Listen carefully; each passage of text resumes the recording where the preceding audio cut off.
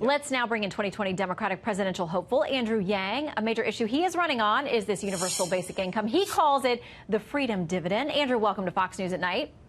Oh, thank you for having me. It's great to be here. Okay, so you heard what Trey said there in his reporting, and we have some information on this, too, from technologyreview.com on Finland's universal basic income trial. It says a trial where unemployed people in Finland were given a basic income for 2 years did not get them into work, but it made them healthier and happier. How are you going to sell this to the American people?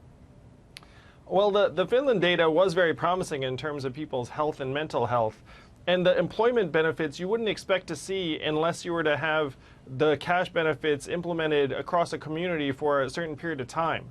So under my plan, the freedom dividend, if you put $1,000 a month into the hands of every American consumer, a lot of that money would get circulated through the economy over and over again, and it would create hundreds of thousands of new jobs in Main Street economies around the country. Yeah, you know the number one question is how the heck are you going to pay for it? I mean, one estimate I read said $3 to $4 trillion. We're already operating at a debt that most Americans, regardless of party, are not comfortable with. So what is your plan? Is it taxing our way to that benefit, so taking from those who are working to give to everybody, whether they're working or not? Well, if you look at who the biggest winners are going to be from artificial intelligence and new technologies, it's going to be Amazon, Google, Facebook, Uber, the biggest technology companies in our country. And we all can see that Amazon paid zero in federal taxes last year despite record revenues. And so if we know that the big winners in this new technology age are going to be paying zero taxes, then of course we're not going to have enough money to go around. But if we follow other countries' examples and create a mechanism where we all benefit from these innovations, then we can pay for a $1,000 dividend for every American adult. Our economy is up to a record $20 trillion. Just the problem is that those benefits are not being felt by the average American family. You are a very successful entrepreneur. I mean, this is a country that's very unique in the way that that can happen. Do you worry about mounting trillions in new taxes is going to discourage the entrepreneurial spirit or the ability to succeed like you have?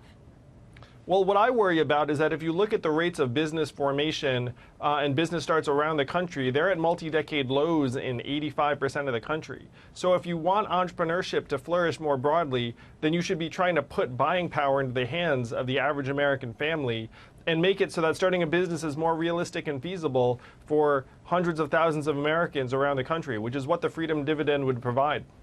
Okay, I want to, because when you talk about this, and again, the price tag, there are a lot of questions about how that's going to be solved without then impacting large companies who then have to worry about tax, their stockholders.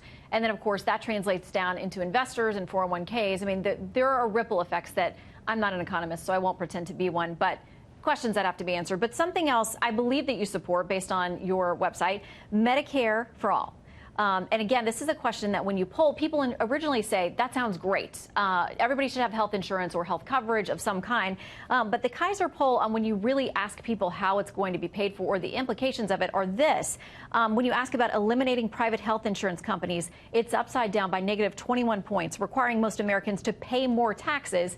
Again, upside down by 23 points. Delaying some tests or treatments, the access people would have, they say then by a negative 44% reaction, they're not for that when they deal with the reality of what it may cost them. So how do you solve that? Well, I've been the CEO of a company, and I know that health insurance right now is this major anchor in our economy. It makes it harder to hire new workers. When you do hire someone, you're incentivized to make them temporary or contract workers and not give them benefits. It's harder to switch jobs. It's harder to start a business.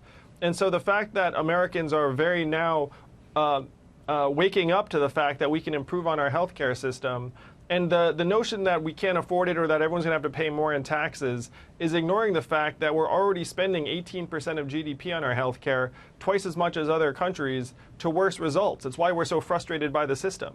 So if we take the money that companies are already plowing into health care, we have enough money to be able to make health care more accessible to more Americans and not break the bank or raise taxes on the average family. Well, I mean, how in the world do you pay for that? I mean, the estimates on Senator Sanders' Medicare for All plan is $32 trillion. I mean, the money doesn't grow on trees. You talk about what companies are already plowing into this system, but so much of this equation has to do with how the government would compensate doctors or hospitals. And we already know that there are a lot of patients who can't get in with doctors because the government does not pay enough of a reimbursement rate for a lot of these government programs. I mean, do you worry about the impact on health care? Not just health insurance, but actual access to good doctors and care? I'm friends with many doctors and healthcare professionals, and their number one frustration is that we're bogging them down with excessive bureaucracy and paperwork, that they spend more time filling out paperwork than they do seeing patients. So if you simplify that process, then the reimbursements don't need to be astronomical in order to make it pay off for the doctor or the healthcare provider. If we clean up our bureaucracy, that would liberate many doctors to do what they wanted to do in the first place when they got trained, which is actually care for patients. Yeah, well, I know many of them are concerned they're not going to get those reimbursement rates. And again, whether lessening the administrative burden can also lessen maybe the staff that they need to have. But again, there we're talking about jobs. Anyway, Andrew Yang, great to have this conversation with you. Very interesting, and we'd love to chat more with you. Let us know. Yeah, when you're I would love that. Thank you. It's great to be here. Thanks, Andrew.